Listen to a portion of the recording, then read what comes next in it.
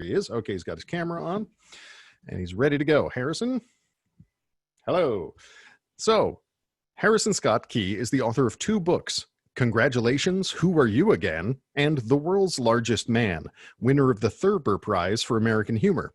He has spoken at TEDx and hundreds of book festivals, conferences, and universities around the nation.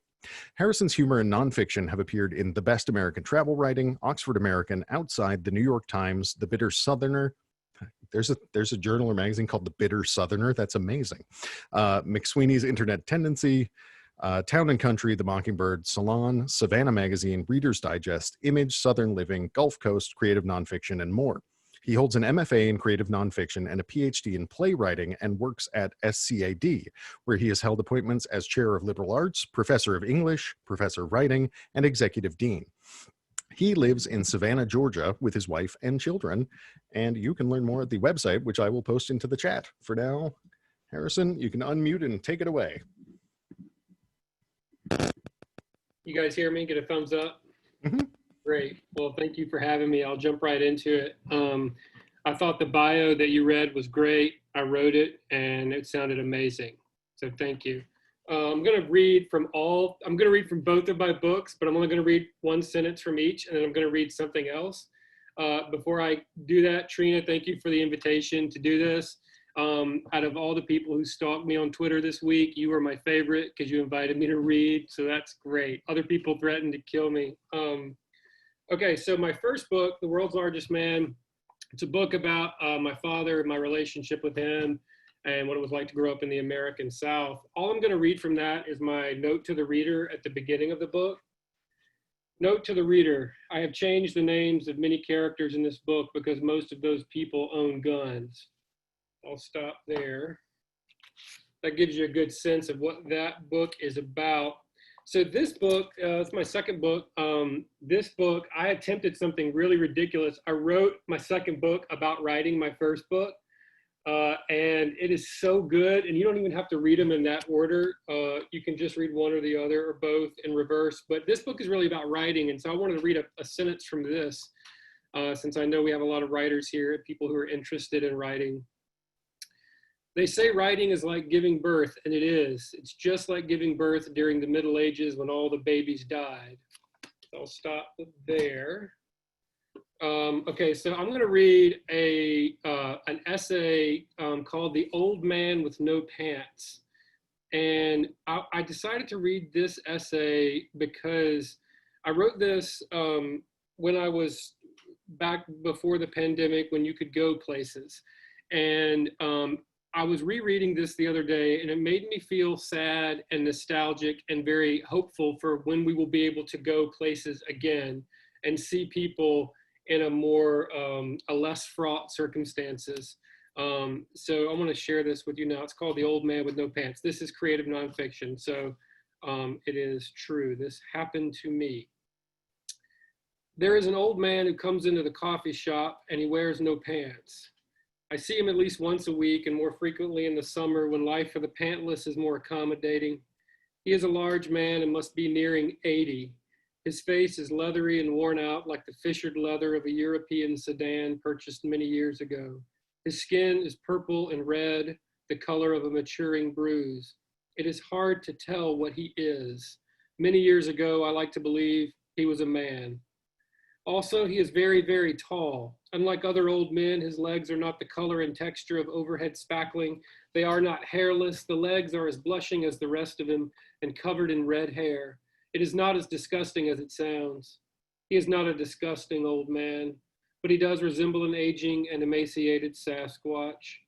He wears the same outfit every day, a tall blue baseball cap pulled down tight enough to touch the tops of his large square glasses, brown loafers, and an ancient blue t-shirt draped over his aging skeleton, and also his underwear. This is what I mean when I say he has no pants, because he doesn't have any on. He also carries with him a small notebook and a pen, and he comes to the coffee shop to write, I guess. It is a noble gesture for a man with no pants, and he is making a statement about other people like him and what they should feel free to do. So often, people with no pants are doing unwise things. I have seen people with no pants being arrested or running down the middle of the street on their way to certain death. I have seen children in their underwear who have nothing better to do in their pants than poop in them. Of course, at some point or another in the course of a day, all of us are without pants, but only in private and almost never while wearing nothing but loafers, which is to say, it can be quite frightening to walk around even behind the impenetrable sanctity of your own four walls wearing a top but no bottom. If you don't understand me, I suggest you try it right now. Go home and dress yourself. Shirt, socks, shoes, briefs, perhaps a sport coat to dignify the exercise, but leave out the pants. Now walk around. It is quite possible that your body will find this state of affairs enjoyable. It will want to leave the house. Your heart will be telling you, it's okay to leave. This feels good. This feels right. But your faculties will interrupt. Something is missing. This is why we invented mirrors, to keep people from being too comfortable when leaving the house. The most comfortable costume I can imagine wearing right now would be nothing at all. Perhaps a quilt with a belt to keep it from dragging. I love being naked. Not because I am proud of my body, but because I feel like it needs to be aired out on a regular basis the way you do with tents. It is a humane act, brave even, to let myself be naked on occasion, an act of gratitude to my body for being willing to be a part of my life.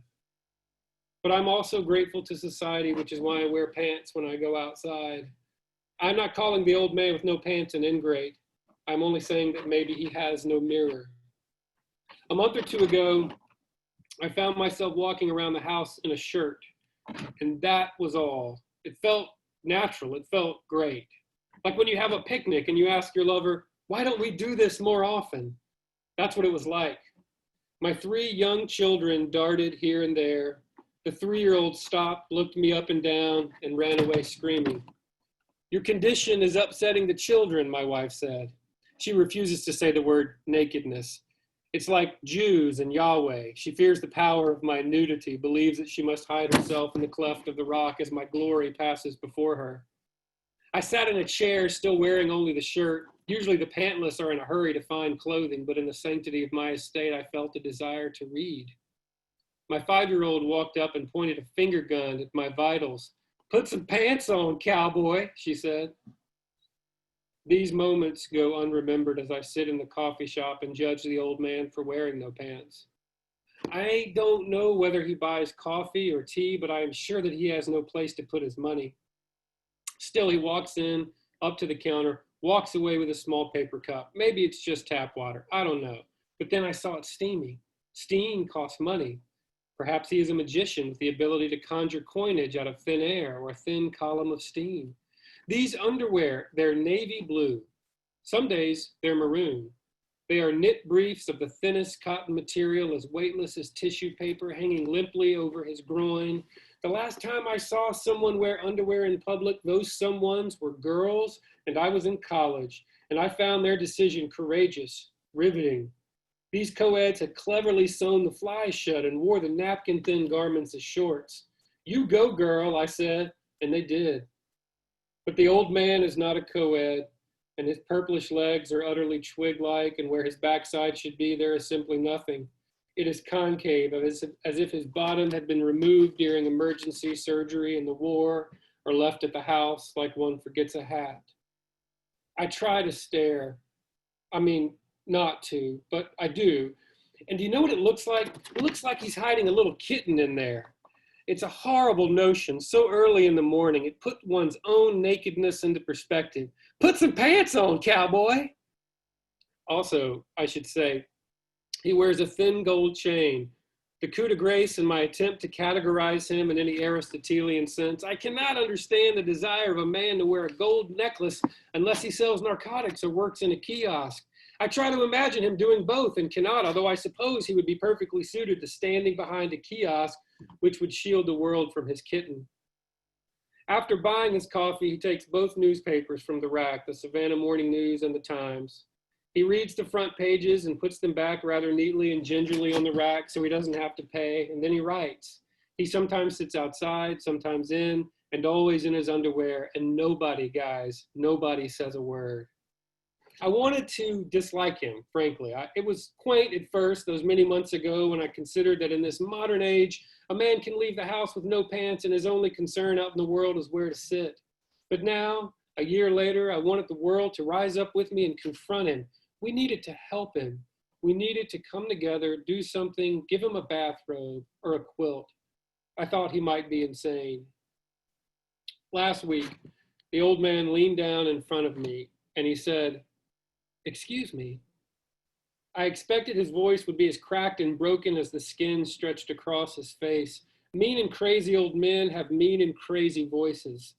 But his voice was as light and airy as he must have felt in his outfit. "Pardon," I said. He stood over me. I looked up at him.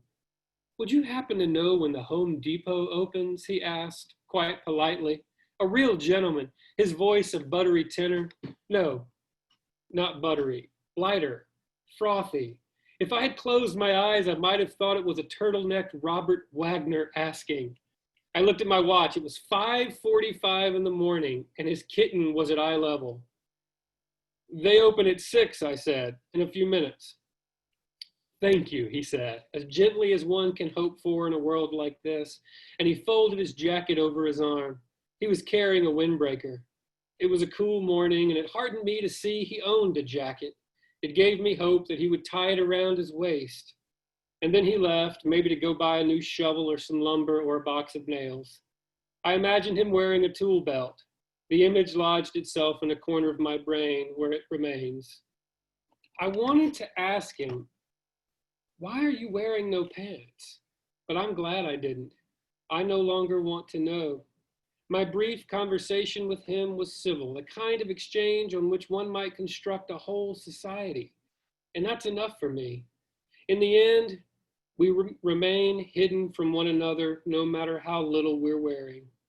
Perhaps he will tell us his story one day. Perhaps that's the purpose of the little notebook. Maybe he'll get to it after a visit to the Home Depot, and then maybe to the mall. They really do have some great sales. That's it. Thank you.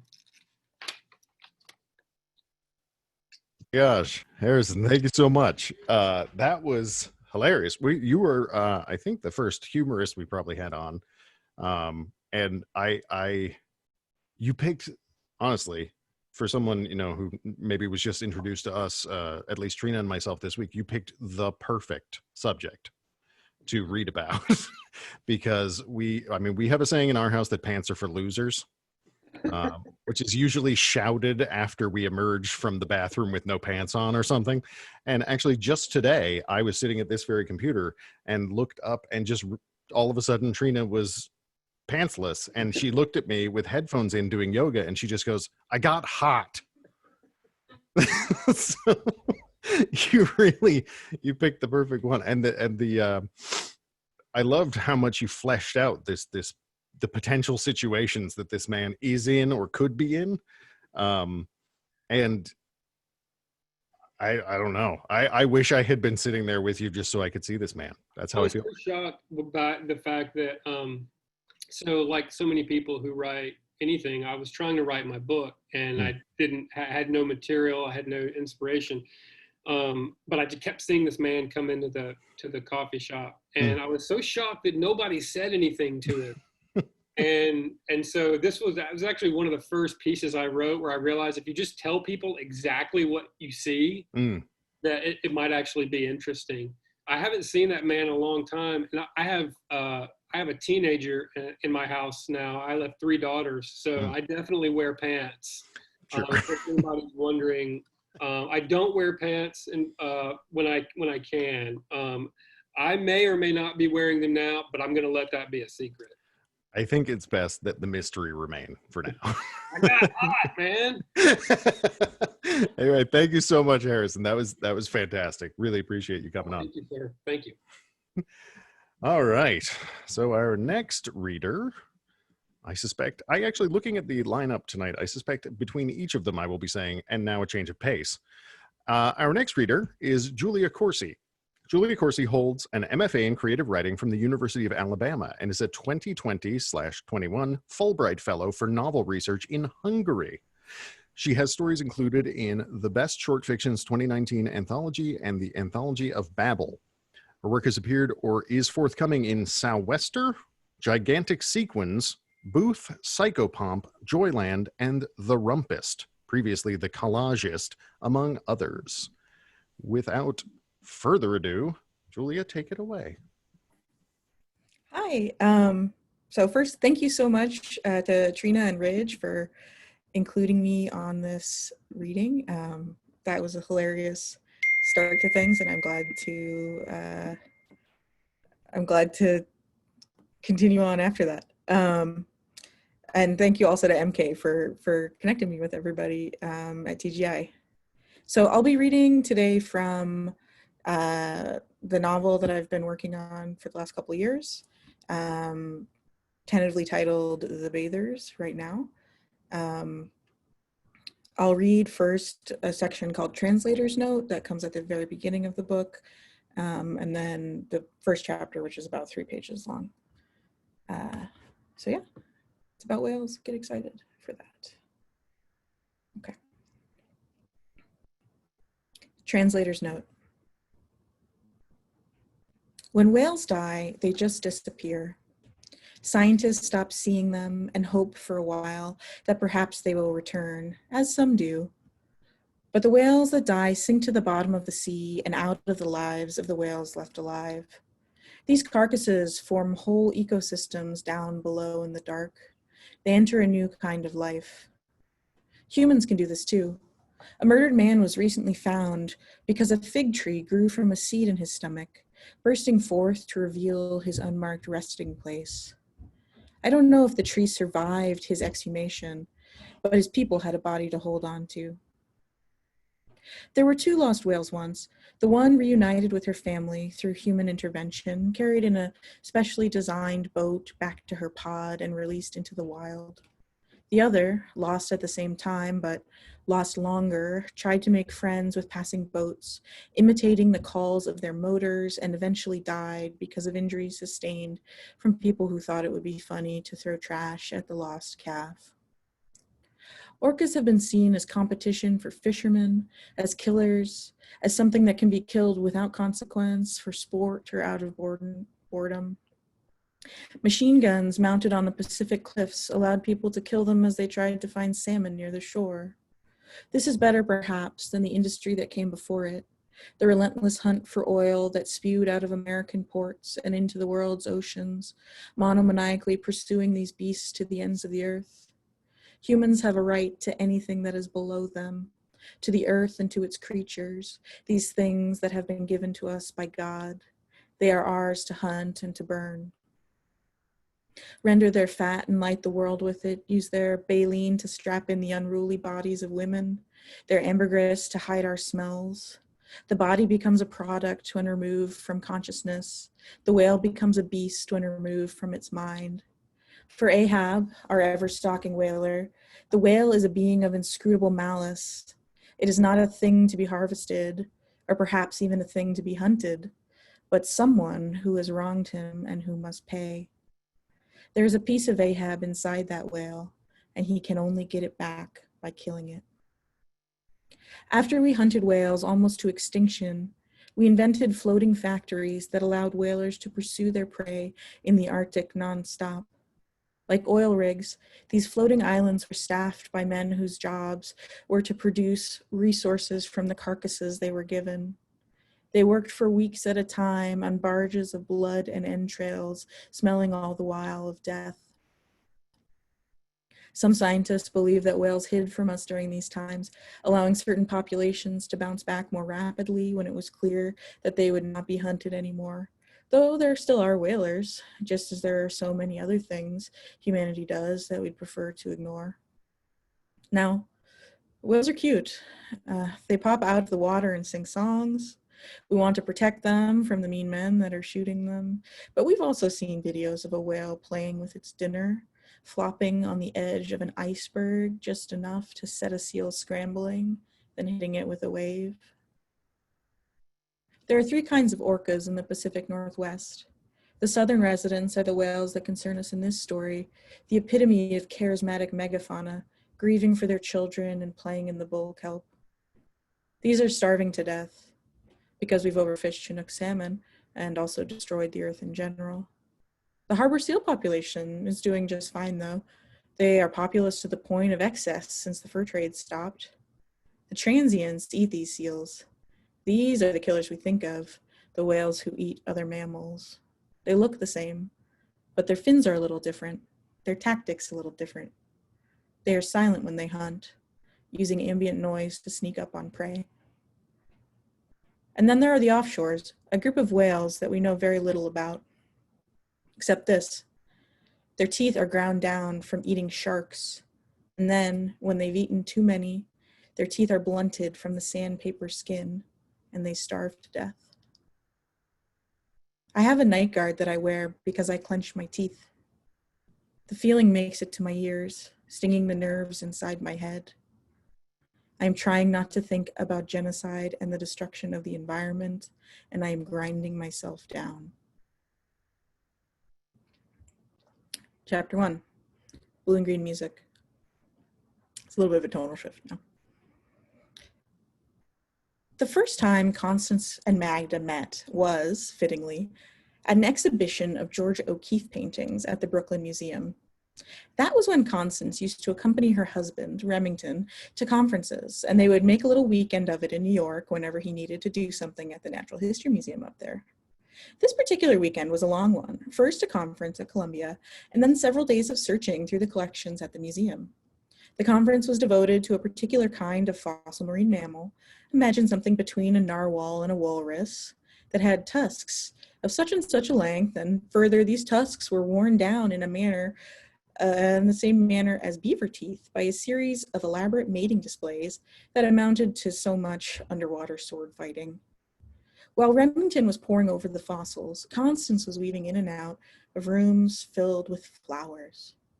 The museum had brought in live examples of the painted plants, allowing patrons to examine both the image and the specimen so that they might more fully understand the artist's vision. Constance was struck by the one room that had been included with no flowers, all bones and landscapes. Skulls littered the floor around the painting that drew her in, a mesa in the middle with a sky of pink surrounded by bone. She must have been looking through a pelvis, something she would never have thought to do. Constance had a feeling she was being watched and turned to see a stout woman in a large coat looking at her intently. In one hand, the woman clutched a notebook, in the other, a string bag of the sort one occasionally saw older women taking shopping. The woman, however, appeared to be Constance's age, which made her return to the nagging concern that kept her vigilant about her nightly skincare routine that she, too, was an older woman. The bag was filled with various types of fruits and vegetables, with a conspicuous package of Oreos shoved to one side. They locked eyes for a moment. Then Magda asked her what drew her to the painting. Constance was unused to being asked for her opinion on things, so she found herself surprised into a conversation with the strange woman. The two of them strolled through the rest of the exhibition together, then retired to the museum cafe. Magda told her about the exhibition she had seen a few years ago of Stieglitz's photos of O'Keeffe. They were beautiful. She was beautiful, particularly her hands. But not as beautiful, not as important, in Magda's opinion, as the way she saw. There is an exhibit of her cloud paintings at the Phillips at the moment, and Magda had some business in DC in the coming week. So she suggested they go together and continue their conversation further. On the train ride back, Constance began to tell her husband about her new friend, but Remington was too full of his own excitement for this kind of conversation. And that was how Magda became her secret. Those, Julie, thank you so much.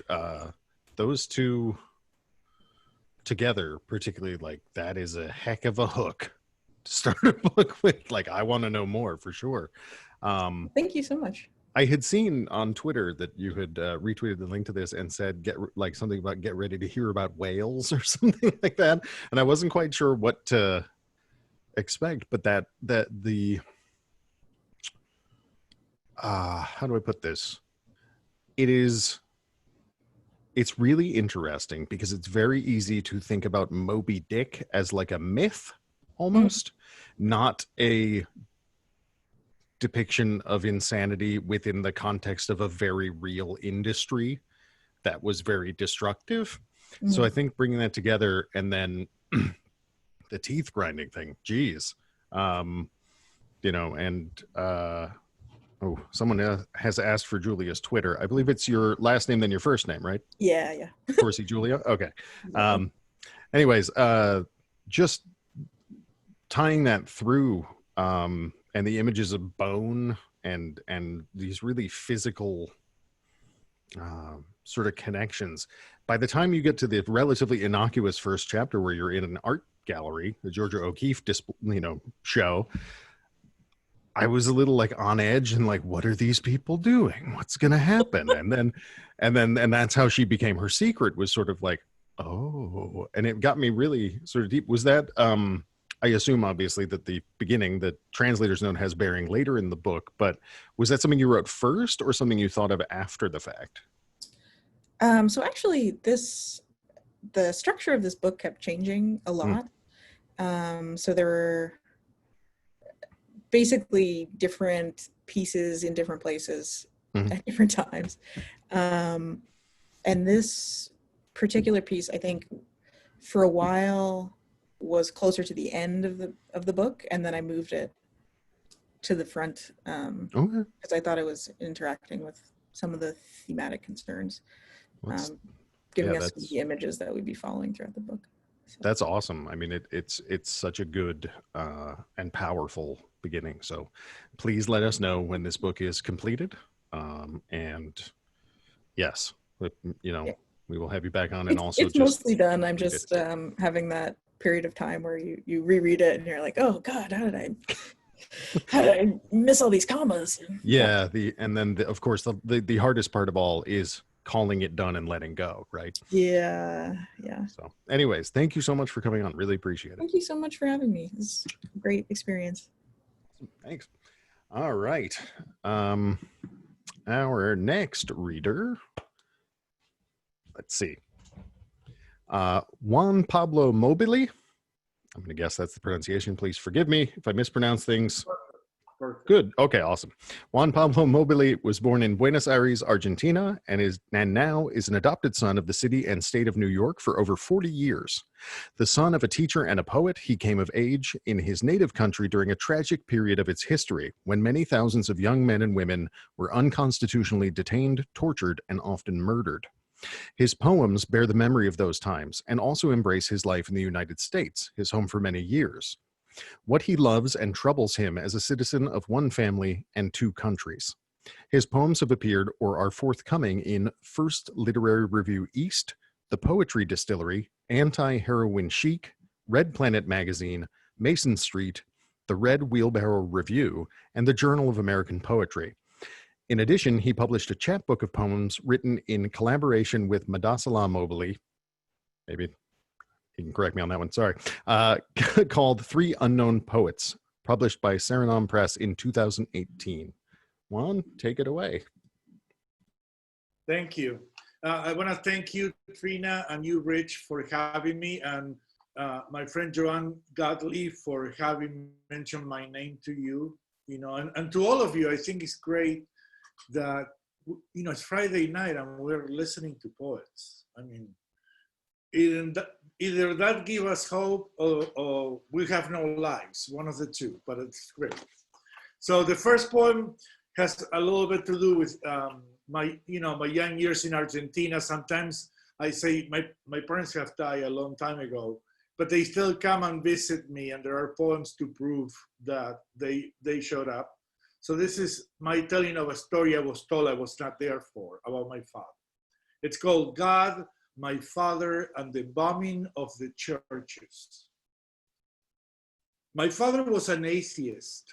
He insisted on it. Every time the conversation drifted toward religion, or talk became about making my mother mad.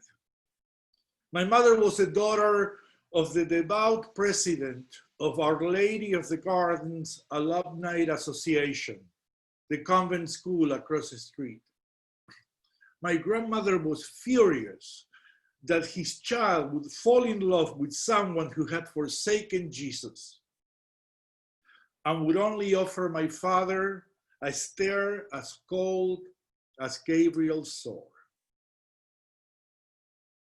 But the story is really about 1954, when our president decided to empty every hangar in Buenos Aires and bomb the churches of our city. The roaring of white light began early. My grandmother, true to the Lord's mission, walked to the convent and commanded the 9 resident nuns to take refuge in the safety of her home, a mere 50 feet away from where they lived. My father, the thin man without a God, was there and spent the night making them laugh, pouring them tea, and tending to 9 frightened sisters. Whenever he was not standing on the roof, cursing the bombers, daring the bombs, a cigarette between his lips, while they lit up the skies of Buenos Aires. The explosions went on all night, but not a single bomb ever fell close to Our Lady of the Garden. Then morning broke, and the bombers fled like vampires to the shelter of their coffins. And the nuns walked single file back to their convent, led by my father, who insisted on seeing them to safety. That was also the moment, my mother told me, and she swayed in the memory of a triumph, when my grandmother fell in love with the only atheist she'd ever cared to love. I know my father was given a medal by the nuns. It was gold-plated with the Holy Mother's face on it. And although he never carried it, he saved it, just in case heaven existed.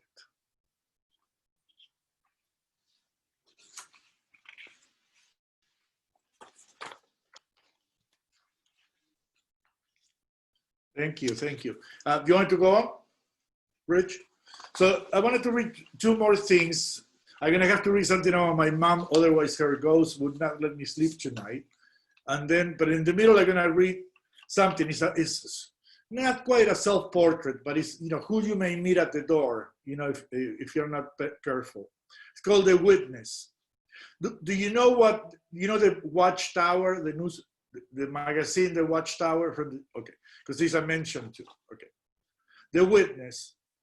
Someone was knocking on my door, and when I opened it, I found myself dressed in a cheap suit, still in my 20s, holding a copy of the Watchtower.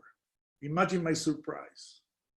I always fancied myself of being a semi-atheist, and here I was facing myself as a young man driven, enthused with saving my soul. The young me seemed startled too, but didn't quite recognize me. He made a comment about the similarity of our accents, but did not realize that was only the tip of the proverbial iceberg of how much we had in common. Given that whenever he or I spoke, it was always myself talking, I did not interrupt him. And I reserved my sarcasm for the next person who might pedal at my door. All I said was, no, just no. Nothing about not being interested or mentioning that he caught me in the middle of an orgy and he was welcome to join, just to scare him away to the van parked in the driveway. I did not aim a single dart of cynicism at this kid. He stood in front of me in silence, struck by what to do with the gentle but firm response of an older man who looked quite familiar. He said goodbye, and so did I, but I added good luck, which seemed to surprise him. As the van pulled away, the driver turned to him and seemed to say something, but the young me did not respond. I wonder if it finally dawned on him that he had met himself the way he actually turned out.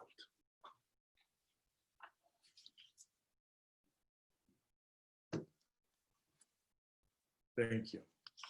So those two actually have been published. I'm very happy. One of them was an honorable mention for the Human Rights Art Festival. The other one was actually published by the Journal of American Poetry, which I'm, very, very proud, very tickled to be. This is a very new one. This is probably about a couple of months old, and it's about two people I love. My mom is one. The other one is Nina Simone. And I was doing a project and we were listening to Nina Simone. And then I saw that I have a picture of my mother with a very similar turban to the one famous picture of Nina Simone. And I started to think they were not that different. So the poem is called My Mom and Nina. My mother was not Nina Simone, but Nina reminds me of her. Both of them put up with fools until they didn't, and the sea that men parted collapsed under their stairs. I don't know if Nina would have liked my mother, but I know my mother would have not taken that kindly. They were both storms, twin volcanoes ready to level off Pompeii, wounded birds that make predators nervous and firm and sad and flames and hymns inside me and long red fingernails and soft bellies of young does and unforgiving lava. Thank you. Juan, thank you so much. I mean, there are obviously three very different pieces, but the thing that I sort of appreciated about all of them was that they seemed an attempt to connect you now to things that happened in the past as well. Sort of and I really like work that, might just be me projecting, but I really like work where it seems that the person who's writing or thinking is trying to figure something out about themselves at the same time, or their family, or life. And I think also that's just the first one's just a beautiful story about your father and your grandmother finally like agreeing on something. But I'm curious, was for the second one, obviously I hope I'm not overstepping or asking too personal a question, but was that any period you had gone through being interested more in religion or Jehovah's Witnesses or anything like that? I would say spirituality to some extent, but Jehovah's Witnesses for me, and it wasn't that meditated. Yeah. I couldn't imagine myself farther apart of being a Jehovah's Witness. So right. That was a surprise. So it was more an effect. There was no biographical data. Yeah, it strikes me though that like there is something there about how when you're younger, it is much easier to believe something that hard and sort of like hold it and wave it around and be like, I have the truth. So maybe that's the sort of representation I was picking up on. No, you get it. For me, it was something else. It was politics of a different kind, very far away from Jehovah's Witness. Mm-hmm. But I know, I think part of being young is to be convinced that something so well is so true. It's amazing all these older people don't get it, right? Right. So, for sure, and that I think that's why I say later I didn't throw any darts of cynicism at the kid. Mm-hmm. There was something authentic. So it's a bit of in the three cases, and I don't write only about the past. I just chose these, or they chose me for tonight. I think there's always a sense for me, and in poetry, you said self-reflection, but it's also about retelling a story, seeing what else you missed, And I have a lot left that I have missed about who my parents were or who I am, for that matter, right? Yeah, certainly. It's a bottomless well, kind of. So anyway, thank you so much for sharing that. That was wonderful. I really appreciate it. Okay, our next reader is Matthew Yeager. His poems have appeared in American Poetry Review, Bennington Review, Academy of American Poets Poem a Day, and elsewhere. His long poems have been included in several anthologies, including Best American Poetry 2005 and 2010. I absolutely love this next sentence. A Big Ball of Foil in a Small New York Apartment, his micro-budget short film, was an official selection at 11 film festivals from 2009 and 2010, picking up 3 awards. Other distinctions include the Barthelme Prize in Short Prose, fellowships at MacDowell and Yaddo, and inclusion in Oprah Magazine's Top 30 Love Poems of All Time.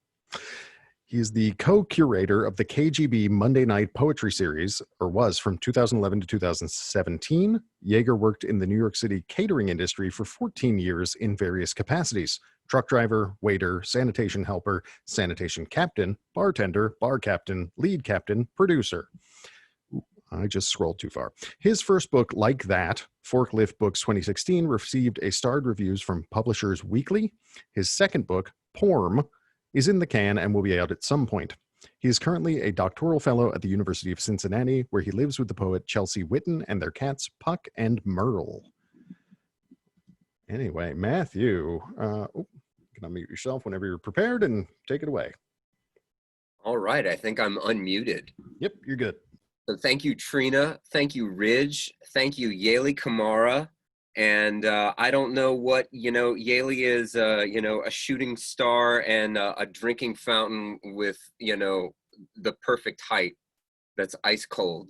But Yaley suggested I read this poem, Ode on the McRib. And so I'm going to read that one. I'm going to read 3 poems. All of them are going to be odes. Can everybody give me a little wave that you can hear me? Excellent. Excellent. Everyone that is not a frozen face was waving. All right, so this one is called Ode on the McRib. I say we splurge on this one, said the furry purple pond with lips, and all the executives around the oval table at McDonald's headquarters nodded in synchronized cahoots, and they regarded the dotard clown. He was sitting in the Christ position, and the clown, after evasively twirling a red ringlet around his white-gloved finger, knocked the table. A real smile played within his painted fake one. Let's give, he said, to America the luxury sandwich it deserves. Yes to McRib, cost be darned. Yes to the machines necessary to mold tens of thousands of rectangular patties of shredded pork into miniature slab shapes. Yes to love for our customers expressed in freaky piano key striations of meat. Yes to meat that is alternately depressed, to meat that can stretch, can range, can play the role of meat and bone. Edible bone. They thought they liked nuggets of chicken. Wait till they lick their fingers after their first McRib, rejoicing at no skeletal pile of death, their inner cavemen stunned. And so the McRib was like a rib given back to the males of America in the year 1981. It was that long ago. People now feeling kind of old weren't even alive. Shit, it was 1981. You could crush a McRib and wipe your face with your white paper bag and smoke a Winston afterwards, right in your yellow booth, tapping your ash into a disposable foil ashtray, and the smokiness of the cigarette and the barbecue flavor mingling in the mouth stayed on the tongue all the way to the disco, the bowling alley, the roll arena. Like poetry, the McRib wasn't for many, but those that loved it all out of proportion, were willing to drive 2 towns away for it. When a McRib fan in line for a McRib overheard a McRib being ordered, strangers were like, yeah, man, and high-fived. Yeah, man, you know what's good. And a small devoted cult is like a pouch of diamonds compared to a duffel bag full of $1 bills. Yes, and with all the lukewarm water in the world, you can't steep 1 cup of tea. But the devotion of a few wasn't enough to please the clown, or the furry purple pond with lips, or the bald men with the suit jackets. Into a paperwork grave the McRib was unceremoniously tossed. 78% of Americans didn't even notice, but the McRib in its paperwork grave laughed with the joy of a termite buried alive in a cardboard box full of sawdust, Because how could a market reaction to a shortage of chickens driving up the cost of chickens be dead? How could a shape be dead? A method, an idea perish? How could a pure form like McRib perish? It couldn't. In 89, it was back, sandwiches bursting forth by the thousand like cicadas. And again in 91, 92, 93, 94, no longer in styrofoam cartons, it now was wrapped in paper and crackled in hungry hands. Like Huck Finn, the McRib came back for its own funeral in 2005, and it comes back still, with an irregularity that has merited speculation, prayer, conspiratorial hypotheses, astrological musings, fears. What we know about you, McRib, is that you always come back. Like spring, like the sun, like a deformed horse on a merry-go-round, like a knuckleball pitcher capable of beguiling big league hitters, like every shame memory I've thus far formed, you have always come back. And so it will feel like you are coming back long after you are gone for good. All right, so that's the first one, and it will be the longest one. And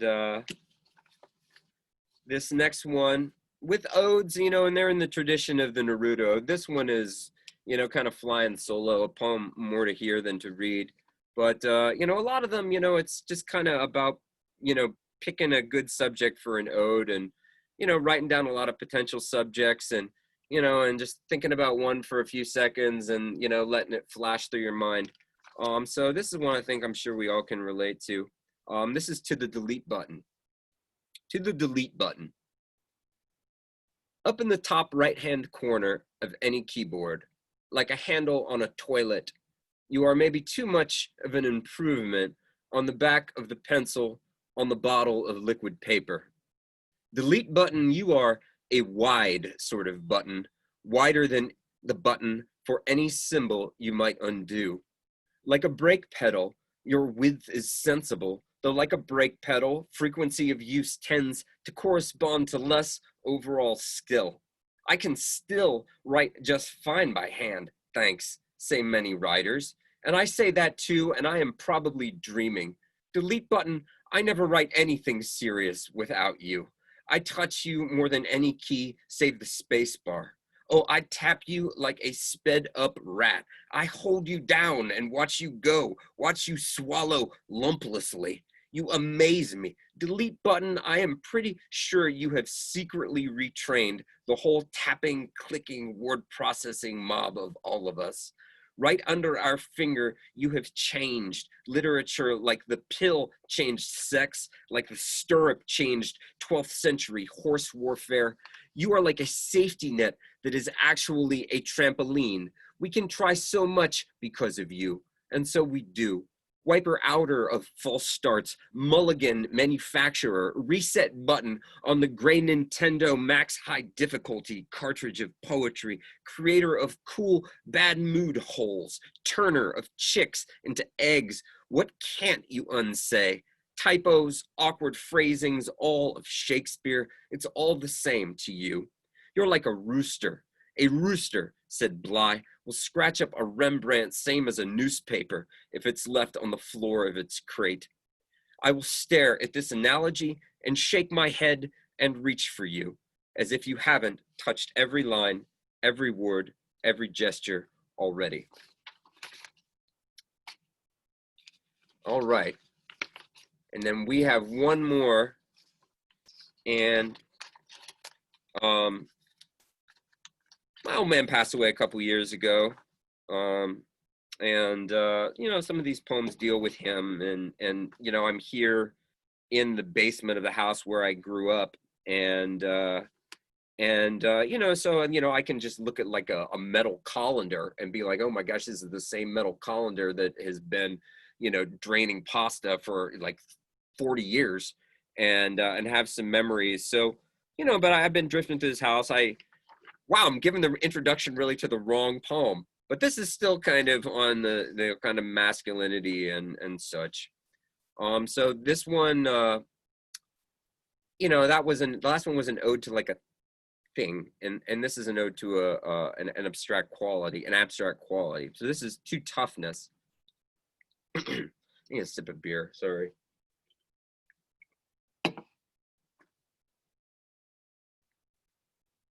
To toughness. You are among the most important things a body can have, certainly as important as looks, talent, money, coordination, brains, savvy, connections. Probably you are up there with compassion, fairness, work ethic, love. Toughness, would you believe I coveted you from age 3? Already the concept of you was in my bobbly toddler head somehow. I fell running up the back sidewalk. Be tough, Matt, tough, I ordered, but I ripped through my 3-year-old supply of you near instantly. When I saw my knee, I cried, Mommy, which is the opposite of you. Toughness, you can only be measured by being put to a test. Otherwise, you exist in unknown quantities, like the amount of mass in a body or the oil all through an engine. And the tests can be scheduled like wrestling tournaments or marathons, or they can come like pop quizzes, which are actually pop exams. 18 hours in a hospital being stitched, casted, kept awake. Like birthday candles, toughness. One could count on more of you each year. I remember finding a bit more of you than I'd had when at age 8, I innocently punched my baseball glove's pocket and a bee was in it. Out in left field, the youngest on that team, I shook the dying bug off my knuckle, and I could feel myself maybe not having enough of you. But toughness, you are like gasoline. Barely enough of you is enough of you, and because of that, I escaped the inning without weeping and got to show some third graders a white pierced knuckle in a splotch of red, and I got to feel like you were finally in me. What a feeling. Because of you, I prevailed over one poor bee and went and drew a walk that is far more vivid than any event of this day will likely prove. With you, toughness, life is livable. At the utter absence of you, we'd be too frightened to slide down a slide or drive a car or do anything that has brought us joy or just to high school. We'd be too afraid even to open a piece of mail, to leave any line in any poem undeleted, to ask someone on a date, to visit our sick, to bury our dead. Toughness? I have seen you spread from person to person. You can infect a locker room, infect the whole town. A grandmother can pour you into tiny ears as the words of her story. You can even spread by words on pages. As a 5th grader, I read of the Shawnee warrior Tecumseh being trained as a boy to dive to the bottom of a freezing pond and stay a bit longer each day for a month. Wow, I need to quit being such a wimp, I thought, curled in a bed turning pages, slurping a Dr. Pepper, and I imagined a freezing pond all around me and a number climbing each day to a new height. Toughness, you can spread from suffering eyes to witnessing eyes. You can deceive by not looking like we expect. My dad's buddy, Dick, told me my dad had as much of you as any man he ever knew. And Dick had been all pro, a Chicago Bear, on a roster with Ditka and Butkus. For all of that vaunted toughness, my dad laid away for months by day in dark. Get up, I think. Get up if you're so tough. Every year was more complicated. The broken thing in his head broke further. The lawn every few months was bright and loud in the dark as a circus because Big Bob's way wasn't just to go. I wept with anger at the seriousness of my feelings, which I felt were far too serious, then went to high school and babbled cheerfully, dissecting pigs. Toughness, you are so strange. You shift shapes, shift forms.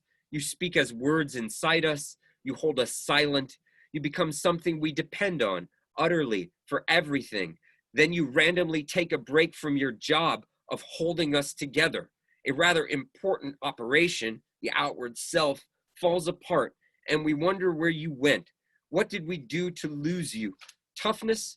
There have been times where you totally freaking abandoned me.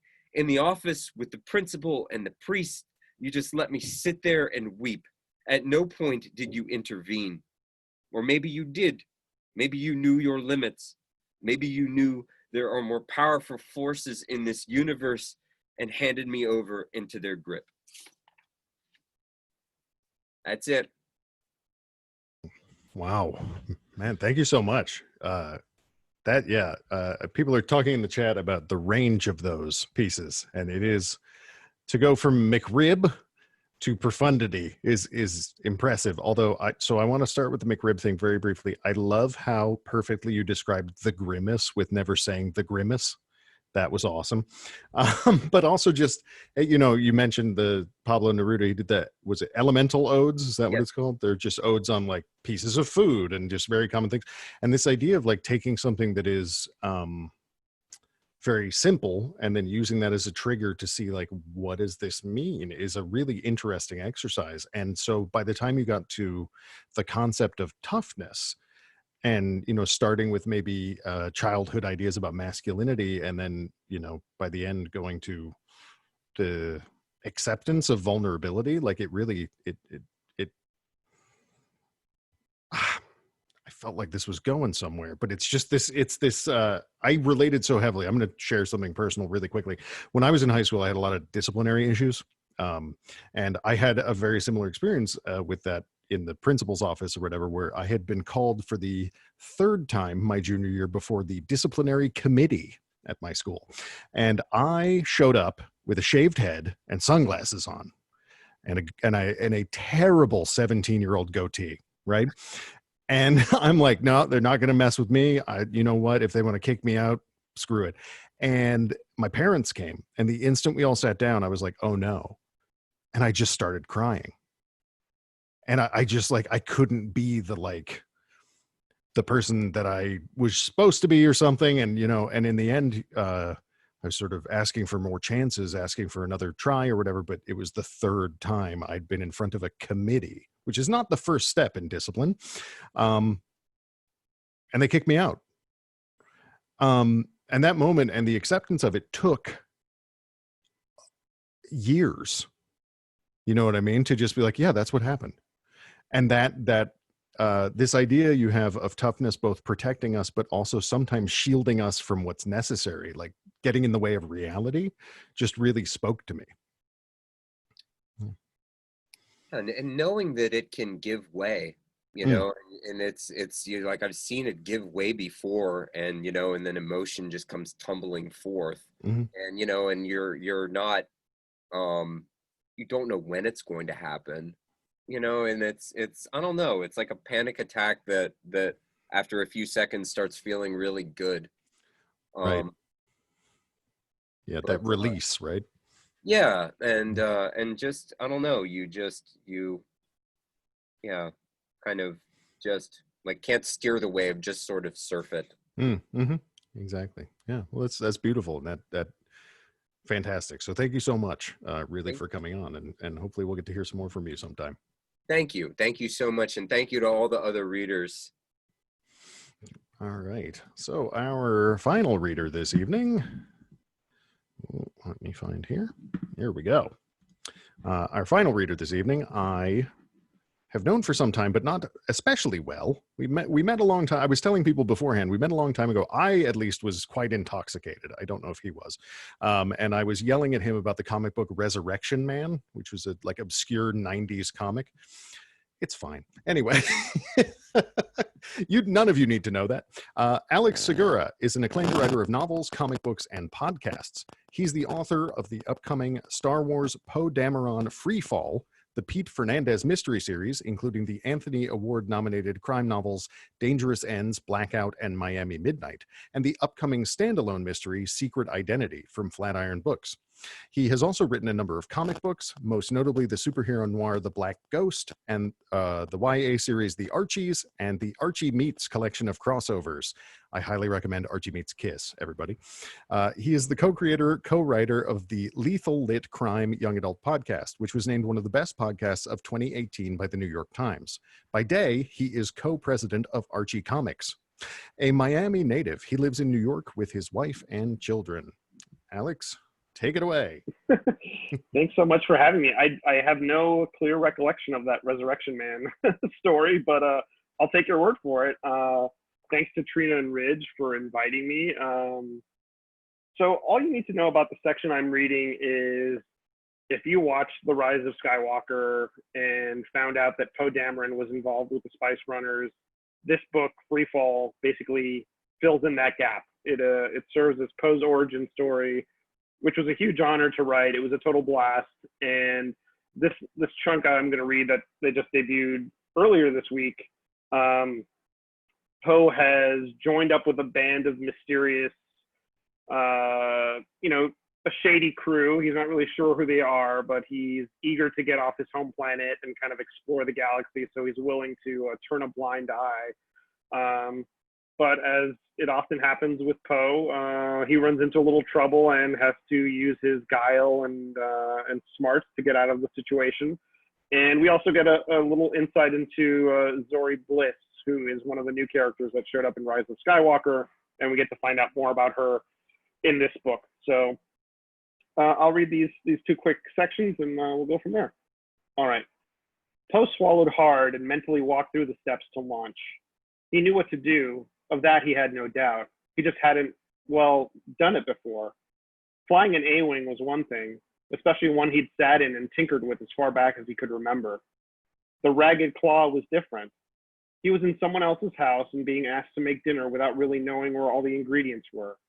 He knew he could cook, though, so it was time to turn on the heat. Then the shooting started. The blaster fire was sudden. It took Poe a second to realize what was going on, but the Spice Runners didn't have his delay and immediately took their positions. Vigilch's grip tightened on Poe's shoulder. Now, boy, now, he seized. Poe took a quick breath. He flipped the switch that engaged the ship's thrusters, feeling the hum of the Ragged Claw's deceptively powerful engines.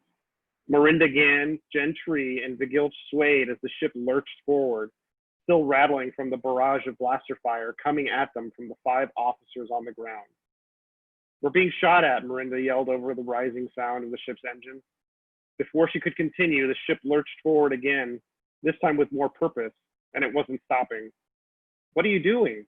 Zori asked, scanning the controls from the co-pilot's terminal. "We're moving too fast to report traffic. We're going to hit something." "Just trust me," Poe said as the ship careened past the firing NRSB officers, seeming to shrug off their blaster fire and wove around a few smaller ships in mid-transit. "Trust me." "What is going on?" Vigilch said as he toppled backward into the other 2 crew members. Poe ignored their leader. He had to focus, had to push past everything, his fears, the blaster fire outside, his new allies. He moved the ship, which was pushing speeds not meant for ground level travel, around the docking area, scraping and bumping the freighter toward open air in less than a minute. "They're behind us," Zori said, her voice alarmed but not alarmist. 3 NRSB orbital jumpers. "Good," Poe said. "Good?" Zori asked incredulously. They're onto us, Poe. I don't know how familiar you are with this ship, but it's not exactly the star of the fleet. Speed is not our strong suit." "Orbital jumpers don't have hyperdrives. Once we get clear, we're golden," Poe said, pulling up on the ship's throttle. The ship's artificial gravity pushed him farther into his seat as the ship veered toward orbit around Yavin 4. "Zori, handle the weapons while our pilot tries to get us out of here," Vigilch barked. Poe clenched his jaw. He wanted to focus on what was in front of him, piloting the ship, but he couldn't help thinking about the bigger picture. For better or worse, he was on the wrong side. "On it," Zori said, swiveling her seat to scan the weapons terminal. "Laser cannons are locked. Just let me know when we should create an intergalactic incident." "Fire," Vigilch said. Get us out of here, Dameron, or else." Poe nodded to himself. He felt his entire demeanor change, felt himself push past his doubt and keep going, because the only other option was untenable. His movements gained strength and confidence. It was as if his entire being was making a decision to leave Yavin 4, to repudiate what came before and carve a new path for himself, and deal with the consequences later. Either that or he'd be in a jam not even his father's connections could get him out of. They were in orbit, speeding along with Yavin 4's swampy atmosphere in the ship's rear scopes. Poe caught sight of the jumpers firing indiscriminately. He knew their laser cannons would sting like any bigger ships, but he also knew, just based on the short time he'd been flying the Claw, that the freighter was deceptively nimble. He wove through another barrage of fire, pulling the ship up as if heading directly back to Yavin 4's surface, only to wheel around. What in blazes? The Gilch's curse crashed with similar obscenities and cries of surprise from the rest of the crew, not tethered to a terminal. Poe ignored them. He leveled the ship's navigation and positioned it where he wanted it, right behind the jumpers. Fire, Zori, the Gilch said. Shoot to harm, not to kill, Poe interjected. There are good people on those ships. You have a lot to learn about being a spice runner, Poe Dameron, Zori said. Poe watched as the Ragged Claw blindsided the two ships, laser fire blanketing the unsuspecting NRSB vessels. Zori was true to his request, sending firepower in or around the essential areas, just enough to disable them, not enough to destroy them, making sure to spare whoever was piloting the ships. He made a mental note. He might be able to trust the woman named Zori Wynn. He'd need a few allies. But Poe didn't get time to ponder his new status quo. Miranda Gann was behind him, her arm outstretched, pointing at a large, more present problem. Is that what I think it is? Poe told himself it couldn't be true, but nonetheless, a long shadow had fallen over the group and their small, battered ship. The Hammerhead-class cruiser seemed to almost pivot at the sight of the Ragged Claw, as if the giant vessel was sentient and able to flinch. The long cruiser could easily outgun the Claw, and Poe and his new crewmates knew it. The message sliced through the static of space, crackling to life on Poe's terminal. This is the New Republic Security Bureau. You are harboring people wanted for questioning in regards to a crime committed on the surface of Yavin 4. The voice sounded haggard and spent. You are to disable your ship's defenses immediately and prepare to be boarded and searched. If you do not reply shortly, we will begin occupation protocols. The more things change, Gentry muttered, their ethereal voice jarring Poe out of his own anxiety spiral. It seems the so-called New Republic is sounding much like the Empire it dethroned, no? Poe ignored the comment. They had more important things to deal with. They were in deep trouble, and no matter how quickly he tried to work out a solution, he knew it was pointless. They were out of luck. Any ideas? Zori asked. We're still in a pretty dense gravity shadow. We couldn't jump to light speed if we wanted to, unless we override the system. Poe could hear Vigilch scampering behind them, the nervous pacing doing little to stave off their impending capture. Then his eyes widened. Could it work? Poe wondered. It would have to. Poe turned to Zori. Can you open a comm channel with the ship? Poe said. I have an idea. If you want Poe Dameron to live, you will let us pass, Zori said, her tone gruff and defiant. The rest of the crew huddled around her seat as Poe looked on. This point is non-negotiable. Continue your aggression and we will be forced to eliminate the boy, and we'll do it without hesitation. Static and silence followed. The moment stretched on for what seemed like days, but couldn't have been more than a minute. Poe could hear his own breath. This isn't going to work, Vigilch muttered, stepping back from the control panel and pacing around the ship's small cockpit again. He couldn't get a few steps without bumping into something or someone. We'll have to shoot first. That's our only chance of escape. We're outgunned severely, Miranda Gann said, turning her head quickly to face their leader. Her look was loaded with contempt. Is it worth getting the first shot off if you're just going to be overwhelmed after? Why don't you let the girl do what she's meant to do? Gentry shot Miranda an uncharacteristically sharp glance. She didn't respond. Vigilch shook his head as if to say, fine, we'll see how this plays. Where can we retrieve Dameron? The NRSB officer said, each word slow and pain as it came through the speaker. How do we know you'll keep him alive? Zori didn't hesitate, her response prepped and polished. You'll drop him somewhere in the Sawaya system, she said, her words coming across casually, as if she was asking for an extra portion of dinner. You have our word. The Sawaya system? The NRSB officer sounded incredulous. There are almost a dozen inhabitable planets. It could take. Zori didn't back down. The ruse was all they had. That is our final offer, she said, the casual air gone, her voice clear and tinged with menace. We are prepared to die if these terms are not accepted. Poe watched her closely, his heart in his throat. Who was this girl, this woman, who could so casually toss aside all their lives, who knew how to outmaneuver a seasoned New Republic officer, who remained cool and collected while her crew of miscreants and criminals hemmed and hawed? Poe thought he was fairly tough for his age. having dealt with his share of tragedy and knowing his own parents had fought valiantly for the New Republic. Where did this Zori win come from? The response from the opposing ship was brief, but it took all their willpower to not whoop and holler with victory as the words filtered through. You may proceed. Poe flicked the comm off hastily before anyone on the other side could somehow sense the smile forming on his face. He slowly steered the claw out of orbit and away from Yavin 4. He turned to face Zori. That was something else, he said, his body humming with excitement. You saved our butts. You did, actually, she said, her smile slight, as if things like this happened every day for her. Perhaps they did, Poe mused.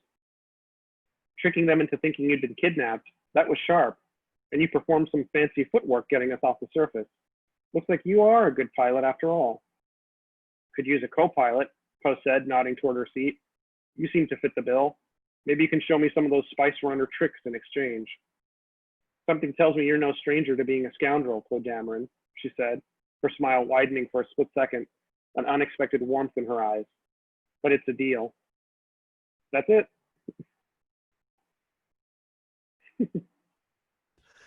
Thank you so much, Alex. That was awesome. Thanks. I have multiple questions. First of all, I just want to point out, I knew you were writing this book back when you were able to speak about it, and I knew you had written it. But for some reason in my head, I was like, oh, of course.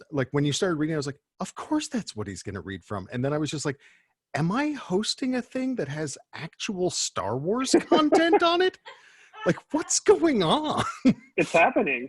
Yeah.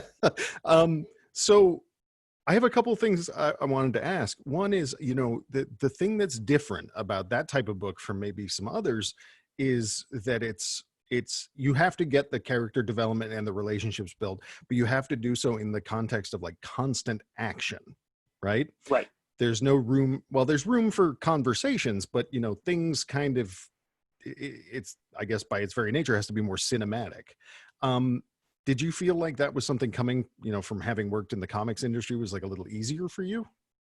I think it's really just figuring out what your character arc is going to be. And I knew that this was going to be Poe's origin story, and we were going to kind of see how he becomes, or at least is on his way to becoming, the guy you see in Force Awakens. So even when you meet him, this section is pretty early on. He's Poe. He's just not the Poe from the movies. And so it's really filling in that space, but also having as much action as you can, keeping it entertaining. You want the development to happen through the action and through the character moments. So the interplay with Zori was always fun to write, because you see her for maybe 10 minutes in the movie and you have all these questions, and I got to answer some of those questions, like who she is, where she comes from. And I'm sure you caught that she's Zori Wynn at first. So there's a twist coming down the pike. Yeah.